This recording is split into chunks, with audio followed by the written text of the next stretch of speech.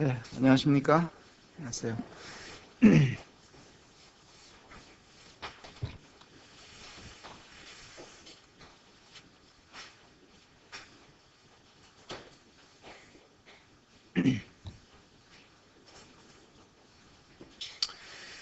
저희 그 손자 아이들을 보다 보니까 그 아이들이 어떤 이야기를 하냐면 그 아이 입에서 어느 날 이렇게 들어보니까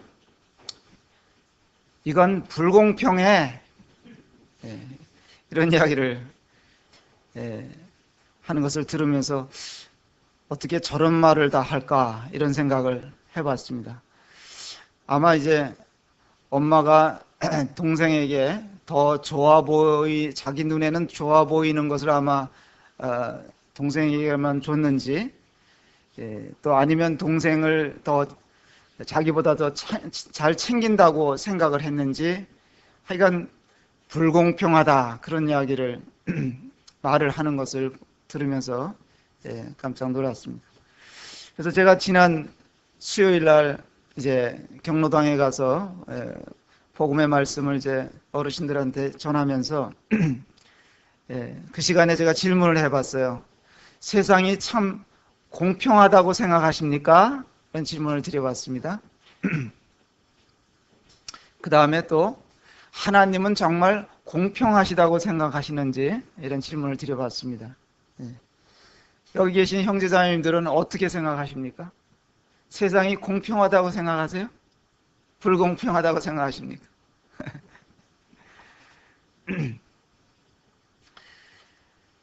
오늘은 제가 그 부득이하게 이 자리에 섰다고 생각을 합니다만은, 제가 연속해서 이 자리에 선다는 것이 불공평하다고 생각하십니까?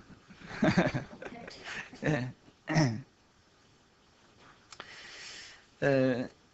사람들은 이렇게 태어날 때부터 어떤 사람들은 아주 건강 체질로 태어나는 분들이 있는가 하면, 어떤 분들은 아주 약골로 태어나시는 분들도 있습니다.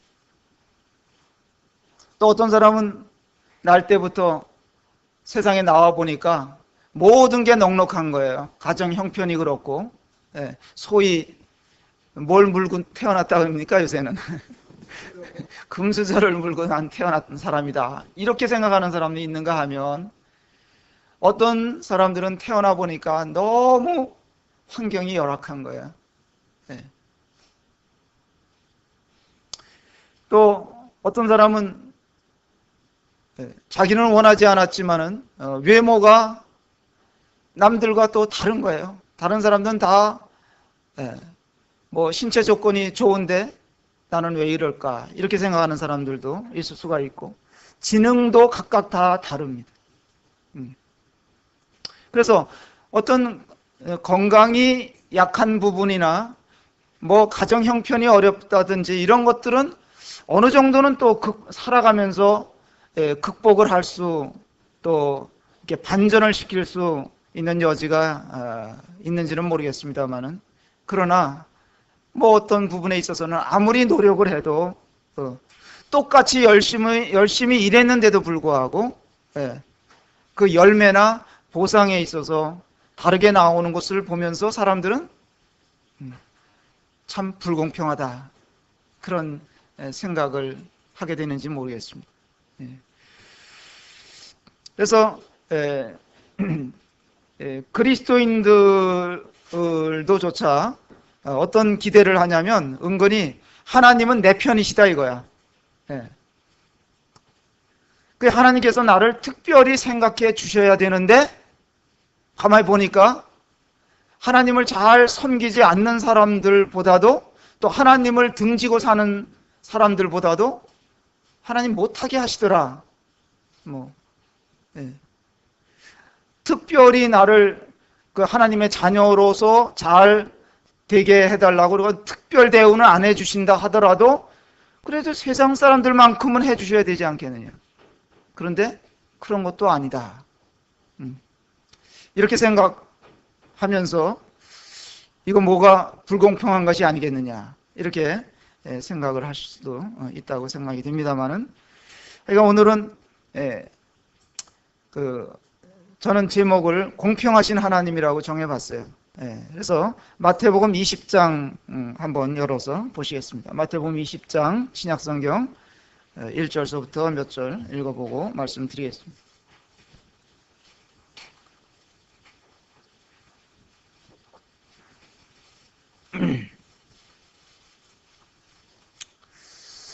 네, 여기 마태복음 20장 1절서부터 16절까지인데요. 제가 읽고선 말씀을 드리는 게 좋겠습니다.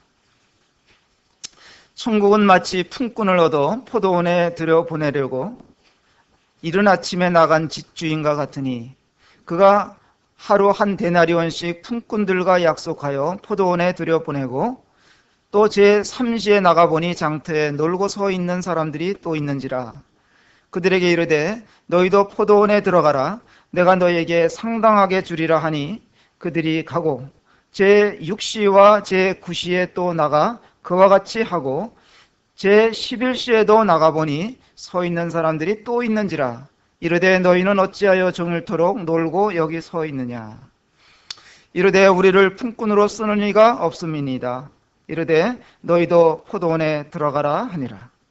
저물매 포도원 주인이 청지기에게 이르되 품꾼들을 불러 나중 온 자로부터 시작하여 먼저 온 자까지 싹 쓸 주라 하니, 제11시에 온 자들이 와서 한 데나리온씩을 받거늘 먼저 온 자들이 와서 더 받을 줄 알았더니 그들도 한 데나리온씩 받은지라. 받은 후 집주인을 원망하여 이르되 나중 온 이 사람들은 1시간밖에 일하지 아니하였거늘 그들을 종일 수고하며 더위를 견딘 우리와 같게 하였나이다. 주인이 그 중에 한 사람에게 대답하여 이르되 친구여, 내가 네게 잘못한 것이 없노라. 내가 나와 한 데나리온의 약속을 하지 아니하였느냐. 내 것이나 가지고 가라. 나중 온 이 사람에게 너와 같이 주는 것이 내 뜻이니라. 내 것을 가지고 내 뜻대로 할 것이 아니냐. 내가 선함으로 내가 악하게 보느냐. 이와 같이 나중된 자로서 먼저 되고 먼저 된 자로서 나중되리라.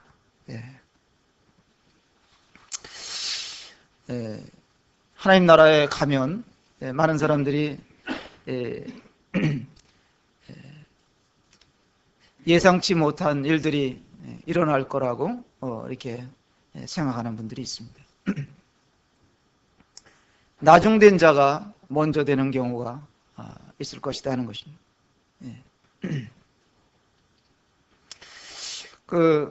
여기 마지막 절에 보니까 이제 이와 같이 나중된 자로서 먼저 되고 먼저 된 자로서 나중되리라 하는 그 말씀이 이제 19장 끄트머리에도 있거든요. 거기도 보면 그러나 먼저 된 자로서 나중되고 나중된 자로서 먼저 될 자가 많으니라. 19장 30절에 그렇게 나와 있습니다. 19장에서 보면 부자 청년이, 19장 16절 이하에 보면 한 부자 재물이 많은 청년이 예수님께로 와가지고 영생에 대한 질문을 주님께 합니다. 근데 이제 예수님께서 그 부자에게 내가 재물이 많이 가지고 있는데 그것을 팔아서 가난한 사람들에게 나눠줘라. 그리고 너 나를 따라라. 이렇게 하니까 이 부자 청년이 재물은 차마 포기할 수가 없어가지고 영생을 포기하고 갑니다. 그러면서 주님이 무슨 말씀을 이렇게 하시냐면 19장 23절에 보면 예수께서 제자들에게 이르시되 내가 진실로 너에게 이르노니 부자는 천국에 들어가기가 어려우니라. 어렵다. 어렵다는 것이지 부자라고 해서 천국에 또 못 들어가는 것은 아니겠죠. 부자 중에서도 아주 하나님 앞에 낮은 마음을 가지고 있는 사람들은 주님을 믿을 수가 있겠지만 일반적으로 보면 재물이 하나님 나라에 들어가게 하는데 큰 장애물이 될 수가 있다. 그런 이제 가르침이신 거예요. 그래서 이제 베드로가 나서서 그 말씀을 듣고 나니까 베드로가 무슨 말을 하냐면 19장 27절에 보면 이에 베드로가 대답하여 이르되 보소서 우리가 모든 것을 버리고 주를 따라 싸운데 그런즉 우리가 무엇을 얻으리까?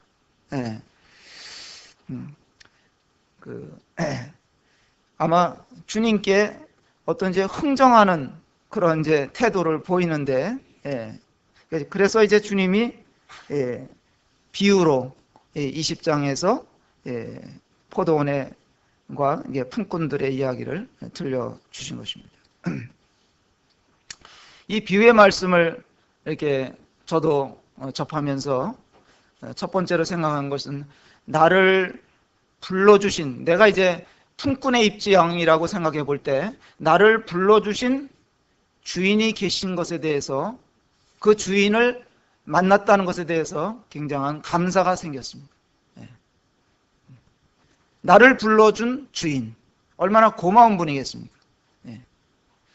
그래서 품꾼을 불러 쓰려고 포도원 주인이 하루는 이제 장터에 아침 일찍이 나가 보니까 사람들이 많이 있는 거예요. 뭐 요즘에도 보면 저도 이제 그 경험상 인력 시장에 나가 본 적이 있거든요. 오래전에. 아침 새벽 5시 반에 가요. 5시 반에 그 인력을 이렇게 소개해 주는 데가 있어요. 사무실이 있어요. 거기 나가 보면 이제 사람들이 쫙 아침에 이제 몰려오면 또 이제 사람을 이제 일꾼들을 불러 쓰는 사람들이 또 도착을 하면 몇몇 사람들을 이제 불러다가 데리고 가는 것입니다. 아침에 이 포도원 주인이 일찍이 나가 보니까 사람들이 이제 있어요. 그래서 우리 농장에 와서 일할 사람들을 이제 불러서 계약을 이제 1당 계약을 맺은 거예요. 하루 품삯은 한 데나리온씩이다. 그러니까 이 품꾼들이 감사합니다.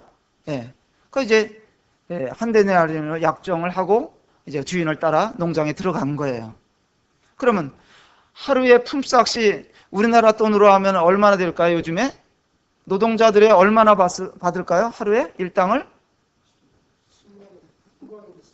보통 돈 10만 원, 뭐 요즘에는 올라서 더 받기도 하고 뭐 또 덜 받는 경우도 있고 그렇겠지만은 일반적으로 이제 10만 원이라고 했을 때 이 사람들이 불만이 없었어요. 10만 원 벌 생각으로 이제 주인을 따라서 포도원에 들어갔습니다. 그래서 이런 이제 장터에는 그 당시 이제 아고라라고 하는 이런 장터에는 뭐 물건만 파는 것이 아니라 이런 품꾼들 또 뭐 여러 가지 구매할 수 있는 이런 이제 장터인 것 같은데, 그래서 아마 여기 이제 장터라고 이렇게 돼 있어요, 번역에.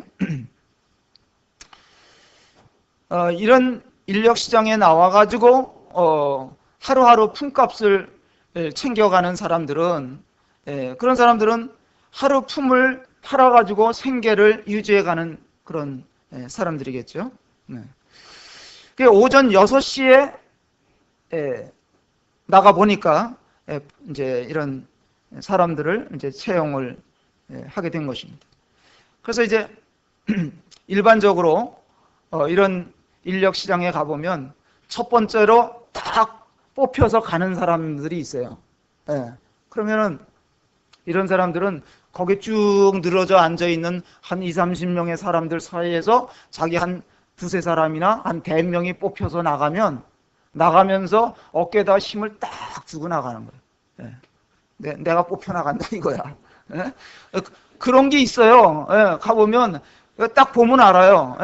아주 휙 둘러다보고 나 간다 이거야. 그러면서 아주 신나서 이제 주인 따라서 이제 일하러 가는 거예요.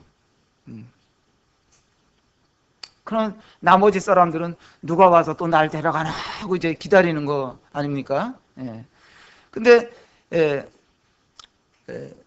아마 이 당시에 예수님이 이 비유를 말씀하실 때 어깨에다가 힘을 준 사람들은 누굴까요? 아마도 바리새인이나 서기관들이나 이런 사람들일 거예요. 이런 사람들이 어깨에다 힘을 주고 사는 그런 모양새를 가지고 있었고, 어쩌면 부자 청년이 그 중에 한 사람일 수도 있었어요. 아니면 제자들일 수도 있었어요. 제자들은 일찍이 자기 재산을, 직업을 다 포기하고 주님을 따랐으니까 나는 이제 나중에 보상이 크게 돌아올 거다, 그런 기대를 하고 어깨에다 힘주고 있을 수도 있었겠죠. 그런데 6시에 나가서 품꾼을 구해가지고 농장에 들여보내고 말이죠. 그 다음에 이 주인이 9시에 또 나가봤어요. 제 3시에. 오전 9시. 9시에 나가서 또 사람들이 있는 것을 보고 몇 사람을 또 불러가지고, 너 우리 농장에 가서 일하겠느냐 물어보니까, 예, 좋습니다. 예. 들어가는 거. 그 다음에 정오에 또 나가봤어요. 정오에 나가보니까 여전히 또 시장 한 모퉁이에 사람들이 있는 것을 보고 그 사람들에게 불러서 우리 농장에 가서 일 좀 하겠느냐 그랬더니, 예, 뭐 내가 그걸 상당한 값을 지불해 주겠다. 뭐 한 데나리온이라고 얘기는 안 했어요. 한나절이 흘렀으니까, 그죠? 그냥 내가 알아서 주겠다. 아유, 뭐 한나절 품값만 줘도 감사한 마음으로 들어갔겠죠. 또 들어갔습니다. 근데 이 주인이 오후 3시에 나가봤어요. 또 오후 3시에 나가보니까 여전히 또 있네요. 그 사람들에게도, 너희들 포도원에 가서 일 좀 하겠느냐? 예, 뭐 일만 하게 해주신다면 들어가겠습니다. 또 들어갔단 말이에요. 그런데 기가 막힌 얘기는 오후 5시에 나가봤어요. 11시야. 11시면 오후 5시에. 이제 일할 시간이 1시간밖에 안 남은 거예요. 그런데도 이 농장 주인이 불렀어요. 너희들 어째 여기서 하루 종일 이루고 있느냐 그랬더니, 이 사람들이 하는 말이 여기 그렇게 나와 있잖아요. 우리를 불러다 쓰는 사람이 없습니다. 그러니까 이런 사람들의 속은 기가 막힌 거예요. 아니, 하루에 단돈 몇 푼이라도 쥐고 들어가야 자식들 빵이라도 도선하게 사서 먹이잖아요. 떡이라도. 그러니까 자기를 바라보고 있는 가족, 자녀들 생각하면 이거 뭐 마음이 보통이 아닌 거예요. 그게 제가 알아요. 그 인력시장에 나가서 오늘은 이제 인력시장 그 사무실 사장이 말이요, 자 가세요. 그리고 이제 한 9시나 10시 되면 사무실 문 딱 잠그고 나가요. 다 나가라는 거예요. 그럼 발길을 돌리고 집으로 가는 사람은 오늘은 이제 공쳤다. 그럼 그 기대했던 게 무너져가지고 쓸쓸한 마음으로 가는 거예요. 근데 여기 이 사람들은 오후 5시가 돼 있는데도 집에도 갈 생각을 못 하는 거예요. 그리고 거기 그냥 있는데 웬걸, 이 포도원 주인이 저녁 때 나와가지고 또 사람을 데리고 들어가네.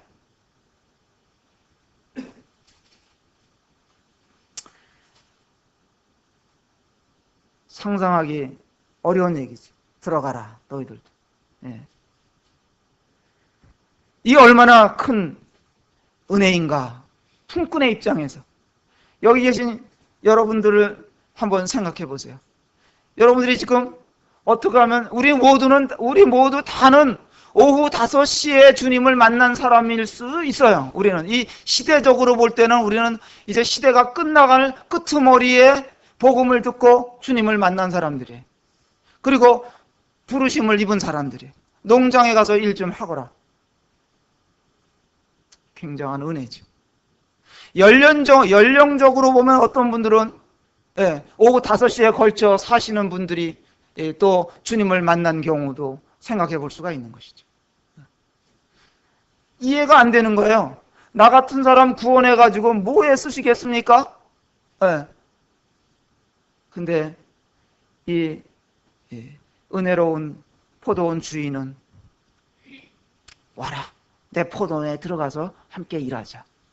그러면 이 품꾼의 입장에서는 너무 감사한 거예요. 예. 제가 여기서 교훈을 이렇게 받으면서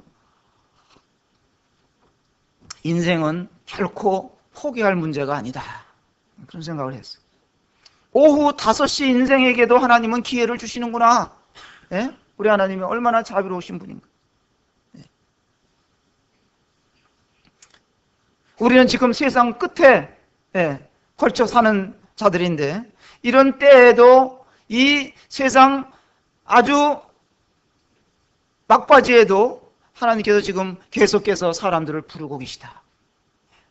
어제 양구에 가서 복음 집회, 이제 그저께 어제 이틀에 가서 참여해 봤는데, 첫날은 그래도 한 10여 명의 농부들이 사과 농사 짓는 사람들이 다 모였어요. 왜 왔겠어요? 그분들이 복음 들으러 왔어요. 복음 들으러 왔다 그러면 어쩌녁에도 왔어야 되는데 어쩌녁에는 하나도 안 왔어. 첫날에 왜 왔어요? 그 사람들이. 이 양구에 계신 형제님이 사과 농사를 지면서 반장을 하는 거야. 반장. 사과 농사 짓는 사람들이 한 100여 가구 이상이 양구에 있는데, 그 중에서 한 부분을 맡아 반장을 맡았어요. 봉사하는 거예요. 그 사람들을 손발 역할을 다 해주고 심부름을 다 해주면서 사는 거예요.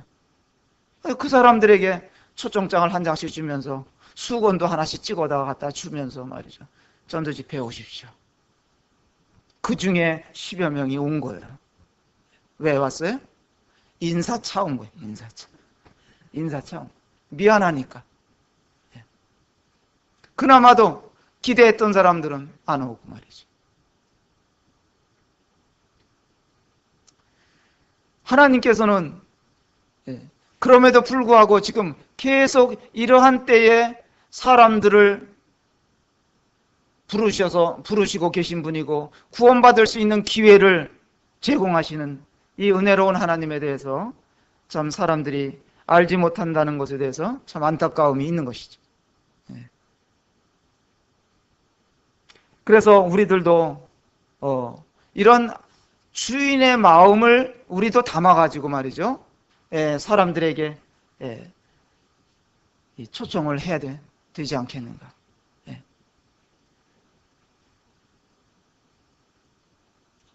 우린 소망의 하나님을 찬양을 드립니다. 별 소용가치가 없는 나를 구원하셔가지고 지금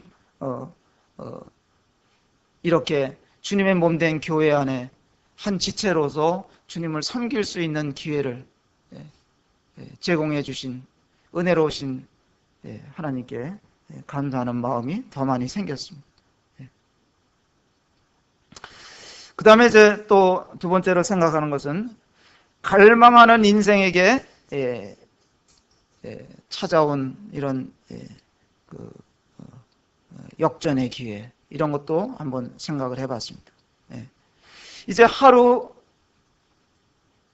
그러니까 여기서 이 비유에서 찾아낼 수 있는 그 포인트가 뭐냐면, 먼저 된 자가 나중될 수 있고 나중된 자가 먼저 될 수도 있다. 그 말은 나중된 자지만은 수지 맞을 수 있다, 그 얘기예요. 대박을 터뜨릴 수 있다. 이제 하루 해가 저물었습니다. 저녁 6시가 딱 되니까 주인이 이제 회개하는 하인을 불러다가, 청지기를 불러다가, 야, 오늘 농장에 들어와서 일한 일꾼들에게 품값을 지불해 줘라. 그러면서 뭐라 그랬냐면, 나중 온 사람부터 계산을 해주되 다 한 데나리온씩 다 줘라 그랬어. 그럼 청지기가, 1시간 일한 사람도 한 데나리온 줘야 됩니까? 다 줘. 다 주라는 거예요. 그래가지고 5시에 온 사람들부터 불렀어요. 그러니까 5시에 온 사람들이 이제 쭈삣쭈삣하고 이제 와가지고 품값을 받는데, 손에 지켜주는 거 보니까 한 데나리온이네. 이거 10만 원을 주네. 이게 너무 이거 받아도 됩니까? 뭐 그러지 않았겠어요? 여기 뭐 나와 있지는 않지만은 이거 이렇게 많이 주세요? 우리 주인이 가져가래. 그러니까 신이 나갖고 이제 챙겨갖고 이제 가는 거예요. 다음에 오후 3시에 온 사람들 오시오. 3시에 온 사람들 또 계산해 주는 거 보니까 그 사람들도 한 데나리온씩 나눠주네. 그러니까 누가 그 다음에 지켜보고 있느냐? 누가 지켜보고 있겠어요? 아침 6시에 온 사람들. 아침 6시에 온 사람들이 뚫어지라고 쳐다보는 거예요, 이거. 예? 그러면서 뭐가 커지겠어요? 기대가 커지는 거야, 이거. 5시에 온 놈들이 말이야, 10만 원씩 챙겨가는데 아침부터 와서 일하는 우리들은 야, 오늘은 뭐 그래도 단단히 챙길 수 있지 않겠느냐 이런 생각을 했어요. 그런데 웬걸? 받아들고 보니까 똑같이 10만 원이네, 이거. 한 데나리온이네. 그러니까 이 사람들이 주인을 원망하면서 항의를 한 거예요. 어떻게? 아침부터 와가지고 온종일 땡볕에서 땀을 흘리며 수고한 우리들을 저 사람과 똑같이 대우할 수 있겠습니까? 그냥 주인이 그게 뭔 말이냐? 또 나하고 한 데나리온에 약정하지 않았느냐? 내 것이나 받아갖고 가라. 내가 너한테 잘못한 게 없다. 저 사람들을 내가 선대했다고 해서 네가 나를 악하게 보느냐 이거. 내 것 가지고 내가 내 마음대로 주는데 네가 왜 상관이냐? 에이, 주인님 불공평해요. 이거는 불공평한 거냐 이거예요. 처음에 나중에 5시에 온 사람들은 5시에 들어왔으니까 어떤 면에서는 1시간 동안 그냥 열심히 했을 수도 있어요. 감사하기도 하고 미안하기도 하고 뭐 이런 마음에서 정말. 그러나 일찌감치 온 사람들은 적당히 하루를 때우고 가려고 일한 사람들도 있을 수 있어요. 그러니까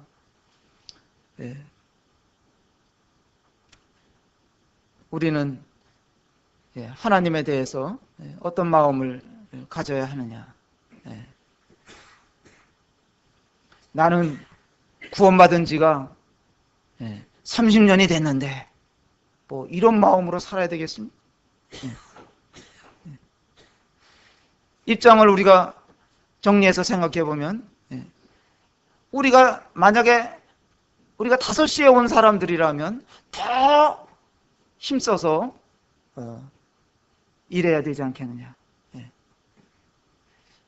뭐 어떤 면에서는 5시에 온 사람은 언강생심이라고 뭐 기대할 게 없어요. 뭐 빵 한두 개 살 푼돈이라도 주면 감사한 거고 그런 마음으로 무슨 뭐 큰 일당을 기대하고 그러지 않았을 거예요. 그래서 마지막 절에 이와 같이 나중된 자로서 먼저 되고 먼저 된 자로서 나중되리라. 이런 말씀을 여기서 이렇게 이 비유 끝에 해주셨는데 먼저 된 자가 다 또 나중된다는 얘기가 아닙니다. 그래서 좋은 동기로 충성된 자들은 큰 상을 받는 거예요. 처음부터 부르심을 받은 사람들이 끝까지 그냥 주님께 감사한 마음으로 주님께 충성을 다하고 그렇게 살면 그 사람들이 그런 분들이 나중으로 밀려날 이유가 하나도 없는 거예요. 충성되고 착한 종아, 넌 처음부터 변함이 없구나. 변함이 없이 섬겼구나. 그 주님으로부터 더 많은 칭찬을 받을 것입니다. 그러나 먼저 되었으나 그 동기에 있어서나 충성도에 있어서 그렇지 못하다면 먼저 됐다는 이유만으로 큰 상을 기대할 수는 없다, 그런 얘기죠. 그러니까 우리는 먼저 부르심을 받았든 나중에 부르심을 받은 품꾼이든지 상관없이 그런 것을 이렇게 생각할 것이 아니라 내가 현재 어떻게 어떤 동기로 주님을 섬기느냐, 어떤 충성도를 가지고 주님을 섬기느냐, 그것이 정말 중요하다고 이렇게 생각이 되어집니다. 주님께 무슨 뭐 이런 품값을 가지고 흥정을 하려고 든다든지 말이죠. 그럴 수는 없는 거예요. 어떤 이런 기독교인들 중에는 말이죠. 하나님 앞에 내가 500만 원을 바치면 하나님은 1000만 원으로 되돌려 주시는 분이야. 뭐 이렇게 얘기하고 그러는 사람들도 있어요. 그것을 갖다가 우리가 기복시당이다, 그렇게 얘기하는 거죠. 이게 종교인들의 생각이죠. 참된 그리스도인들은 주님의 은혜를 생각하면서 감사한 마음에서 주님이 나의 삶을 복되게 하시고 축복하시고 부어주신 모든 그런 넉넉함들을 생각하면서 주님 앞에 감사한 마음으로 드리는 것이지, 내가 요거를 드리면 하나님이 요거를 뻥 튀겨서 되돌려 주실 거라고 생각하는 것은 아니라는 것이죠. 여기서 제가 또 이제 받은 교훈은, 하여간 12시건 12시에 부름을 받았건 또 3시에 오후 3시에 나를 불러주셨건, 날 불러주신 주님의 은혜를 이렇게 생각하면서 감사를 드릴 수밖에 없다는 것입니다. 또 우리에게 주어진 시간에 남은 날들에 있어서 충성을 다해서 주님을 섬겨야 될 것이다. 매일매일 우리가 생각하면서 살아야 되는 거예요. 오늘은 어떻게 주님을 섬겨갈 것인가? 무엇을 내가 할 수 있는 일이 있을까? 오늘은 누구를 찾아볼까? 누구를 만날까? 만나서 어떤 격려를 해줄까? 이런 것들을 우리가 늘 생각하면서 사는 것입니다. 사실 우리가 인생이 어떤 분들은 길다고 생각할 수도 있겠지만은 그렇게 남은 날이 긴 게 아니에요. 우리는 일반적으로 100년이라는 기준을 놓고 봤을 때 나는 지금 40년밖에 안 살았으니까 앞으로 남은 날들이 많다, 많을 것이다, 그런 계산을 하기 쉽지만은 그런 게 아니거든요. 어떻게 40에 60년이 남았다고 생각하세요? 10년이 안 남을 수도 있잖아요. 5년이 안 남을 수도 있잖아요.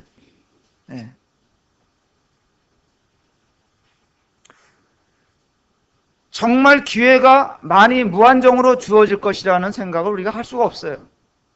기회는, 그러니까 시간도 많지 않은 것이고 기회도 많지 않을 것이다, 그렇게 생각하면서 나에게 주어진 시간 안에, 오늘이라는 이 시간, 현재라는 시간 안에서 내가 어떻게 살아야 할 것인가, 그런 생각을 많이 하면서 살아야 될 줄로 믿습니다. 찾아보면 내가 품꾼으로 나를 불러주신 주님이 맡겨주시는 일들이 다 있는 거예요. 어떤 사람은 포도원에 들어가서 포도를 따는 일을 할 사람이 있을 거고, 어떤 사람은 날르는 일을 할 수 있을 것이고, 무언가 다 할 수 있는, 포도원 안에는 일할 것들이 많이 있기 때문에 품꾼들을 주인이 계속 불러들인 거예요. 어떤 경우에는요, 낮 12시가 됐는데, 12시가 다 돼가는데 사무실에서 전화 오는 경우가 있어요. 그 인력 사무실 사장한테 전화가 오는 경우가 있어요. 아니, 어디 다른 데 일 안 가셨으면 현장이 급한 일이 있기 때문에 좀 가주셔야 되겠는데 갈 수 있겠습니까? 그렇게 오는 전화가 있어요. 왜냐하면 네 사람이서 해야 할 일인데 한 사람이 뭐 다쳤거나 병이 나서 이제 일을 못할 수가, 일이 전체 진행이 안 될 수가 있어요. 그럴 때는 한나절이라도 불러다가 쓰는 거예요. 네. 우리가 세상에서 하나님께서 우리를 지금도 부르고 계신 거예요. 그걸 생각하면서 하나님이 나에게 이런 기회를 주셨다. 감사하셔야죠. 그래서 결론적으로 제가 생각할 때 하나님은 참 공평하신 분이다. 오전 6시에 온 사람이나 오후 3시에 온 사람이나 오후 5시에 부른 사람이나 하나님 다 그들에게 은혜로 대해 주신다. 공평하신 하나님이다. 생각합니다. 로마서 9장 말씀을 좀 참고해 보겠습니다. 신약성경 로마서 9장.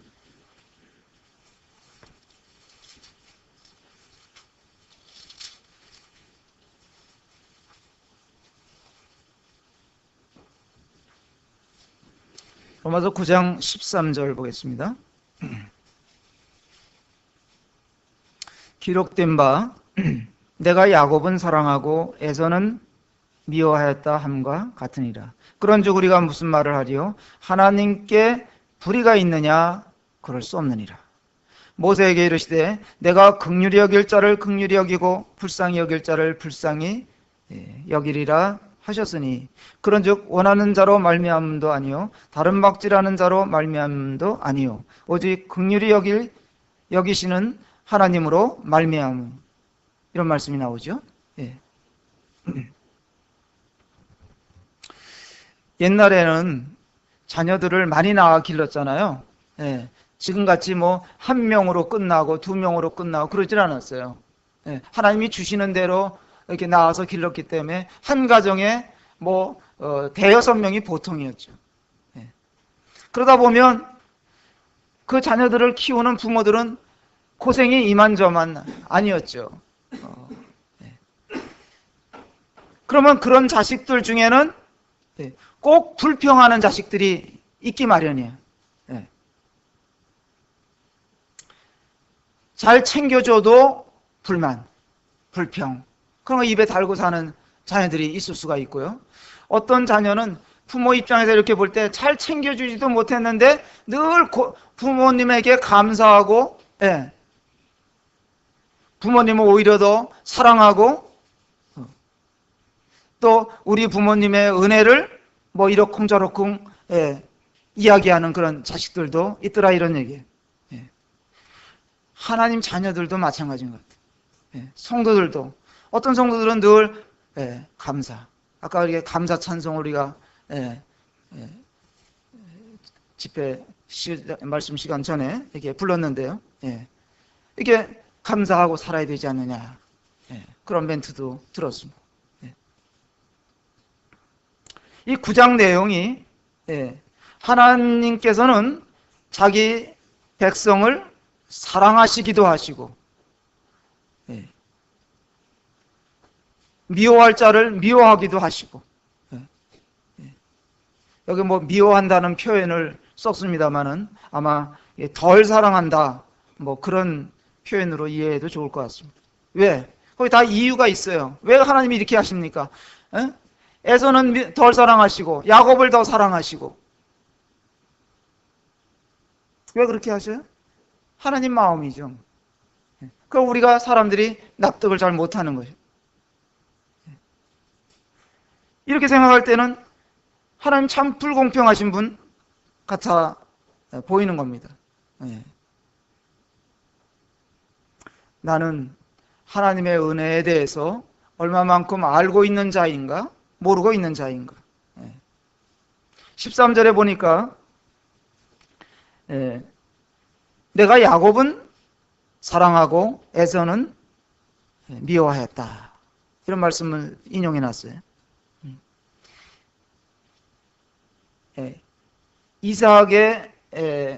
이삭이 쌍둥이 아들을 낳았잖아요. 그런데 그 형이 에서고 동생이 야곱인데 뱃속에서부터 하나님이 갈라놓으셨어요.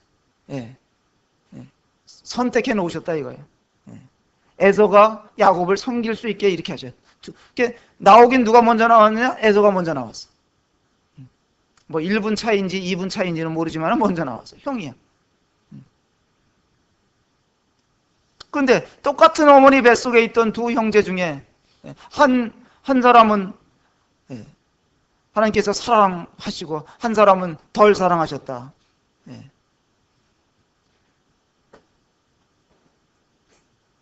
하나님께서 그를 뭐 고의로 미워하시고 그런 건 아니에요.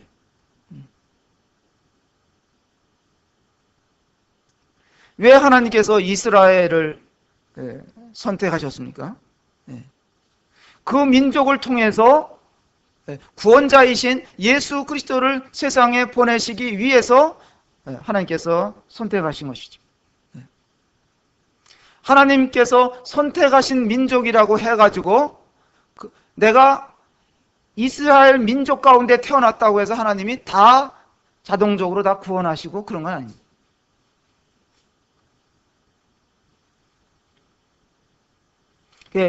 그럴 때 이런 것을 보면서 14절에 보니까 하나님이 불의하시냐 그랬습니다. 하나님이 공평하시 않으신 것이냐? 누구는 택하시고 누구는 버리는 것. 15절 16절에 보면 이런 것들은 노력해서 될 문제가 아니라는 거예요. 창조주의 마음대로 할 수 있다는 것입니다. 17절에 보면 성경이 바로에게 이르시되 내가 이 일을 위하여 너를 세웠으니 곧 너로 말미암아 내 능력을 보이고 내 이름이 온 땅에 전파되게 하려 함이라 하셨으니 그런즉 하나님께서 하고자 하시는 자를 긍휼히 여기시고 하고자 하시는 자를 완악하게 하시니 하나님께서 구약 성경에 보면 바로의 마음을 강팍하게 하셨다. 그런 표현이 나오는데 하나님이 바로의 그 마음대로 그냥 내버려 두신 거예요. 오늘날도 하나님께서 모든 사람들을 다 강제로 어떻게 해가지고 구원하시고 그렇게 하시지는 않습니다. 어떤 사람은 듣지 않으면 내버려 두시니 20절 21절에 가서 보시면 하나님은 토기장이시에요. 토기장이가 진흙을 가지고 어떤 이런 그릇도 만들고 저런 그릇도 만들 수 있는 권한이 없겠느냐는 거예요. 지음받은 그릇이 토기장이에게 이러쿵저러쿵 왈가왈부할 수 있는 문제가 아니라는 거예요.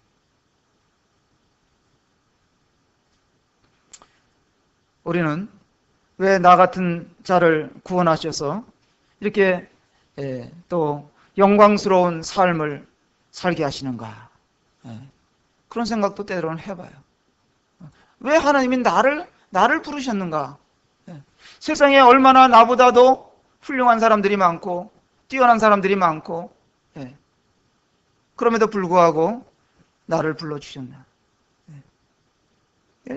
저는 저 자신을 봐도 주님 앞에 그런 기도를 간간히 드려요. 주님, 제가 저를 보아도 저는 자질 면에서나 자격 면에서나 저는 부족하기 짝이 없는 자입니다. 근데 왜 저를 부르셔서 여기까지 붙들고 계십니까? 제가 뭐 다른 사람들보다 죄를 덜 지은 것도 아니고 뭐 잘하는 일이 있는 것도 그런 솜씨가 있는 것도 아니고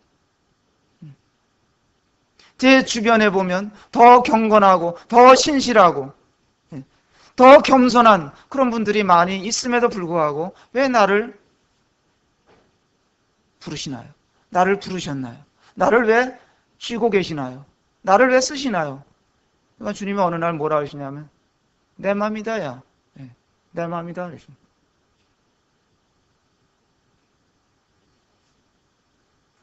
부모들이 자기 자녀들을 왜 이뻐합니까? 부모들이 자녀들을 이뻐하는데 누구에게 떡 하나 더 줘요? 어떤 자녀에게 떡 하나 더 줄 수도 있어요. 그럼 이쪽에 있는 자녀가 왜 쟤는 더 큰 거 주고 나는 작은 거 주냐? 엄마가 뭐라 그랬어요? 내 맘이다 이랬지. 내 맘이다. 내 거 갖고 내가 주는데 네가 왜 그래? 하나님 똑같으신 거예요.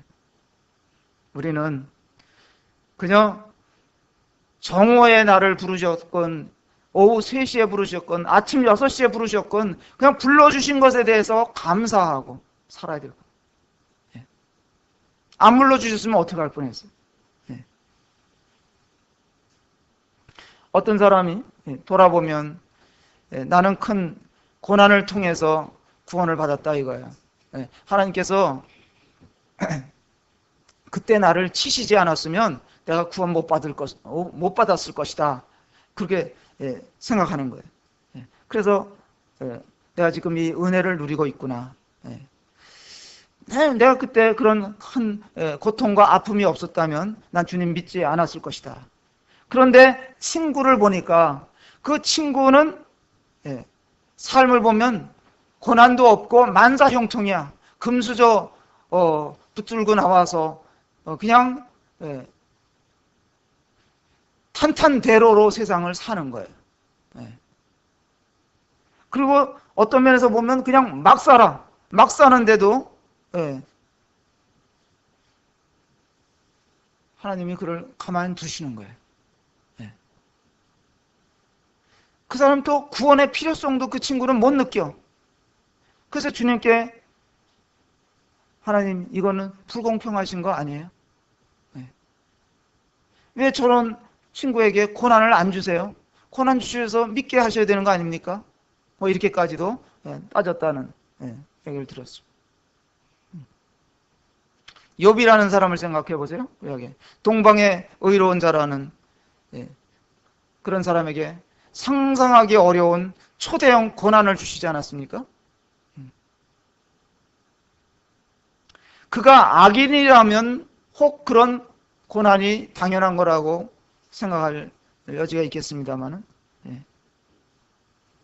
그러나 하나님은 우리는 요거밖에 못 봐요.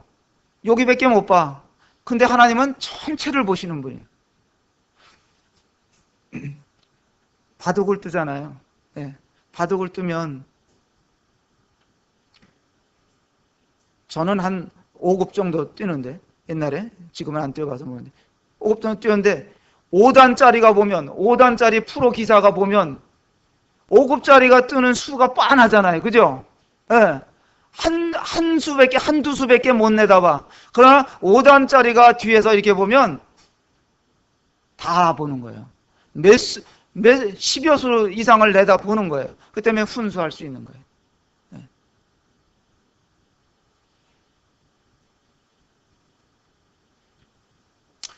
달란트 비유가 마태복음 25장에 나옵니다. 그래서 누구에게는 5달란트, 누구에게는 2달란트, 누구에게는 1달란트 은사를 주셨는데 그 주인이 나중에 돌아와서 따져보는 게 뭐냐면 그 달란트 비유의 초점이 뭐냐면 그 받은 달란트에서 몇 달란트를 장사해서 남겼느냐를 보는 게 아니에요. 얼마만큼 그가 그걸 가지고 충성스럽게 했느냐 그걸 보는 거예요. 5달란트 받은 사람이 5달란트 남겼으면 잘했다 이거예요.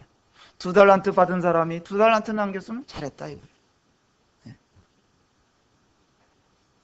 얼마나 받은 은사를 잘 활용하느냐. 우리가 주님께로부터 받은 은사가 있는데도 불구하고 그거를 활용하지 않고 살면 땅 속에다가 1달란트를 묻어놓고 산 사람이나 똑같은 거예요. 활용 안 하면. 그래서 주님이 오셔서는 얼마만큼 활용했느냐 그걸 보시는 것이죠. 그래서 오늘 말씀을 이렇게 좀 나눴습니다만은 우리가 적용해서 이렇게 생각한다면 나를 구원하셔가지고 하나님 나라에 들이신 은혜를 기억하고 감사하면서 살자는 것이죠. 또 나를 늦게 5시에 불러주신 은혜를 기억하고 감사하자는 것이죠. 그리고 나에게 주신 은사가 무엇이든지 간에 그것을 잘 활용하자 이거죠. 활용할 궁리를 하면서 살자 이거죠. 지금도 주님은 장터에 사람이 있는가 수시로 내다보시는 주님이세요. 예. 우리도 주님의 마음을 담아가지고 그런 자들을 이렇게 생각하고 또 복음을 전하는데 힘을 모아야 되지 않느냐. 함께 기도하고 이런 함께 권하는 일에 참여해야 되지 않느냐 이런 생각을 갖게 됩니다. 같이 기도하겠습니다. 아버지 하나님 감사합니다. 저희를 품꾼으로 불러 주신 은혜를 감사하고 포도원에 들여보내듯이 주님 나라에 저희들을 들어오게 하셔서 주님의 통치를 받아가면서 또 주님이 맡겨주신 건네주신 은사를 가지고 각각 주님을 섬겨갈 수 있도록 해주셔서 감사를 드립니다. 또 우리를 한 교회로 지역 교회로 불러 모으셔서 이 교회 안에서 서로 합력하여 선을 이루어 가게 하시는 은혜를 감사하고 우리 각각에게 맡겨진 일들이 무엇인지를 찾아보게 하시고 그런 일들을 잘 감당할 수 있도록 도와주시옵기를 간절히 원하옵나이다. 한 주간을 주님 은혜의 의탁을 드려올 때 우리 주 예수님의 이름으로 감사하고 기도합나이다. 아멘. 자, 오늘 주일학교는 내려가시고요. 또 학생들은 또 3층으로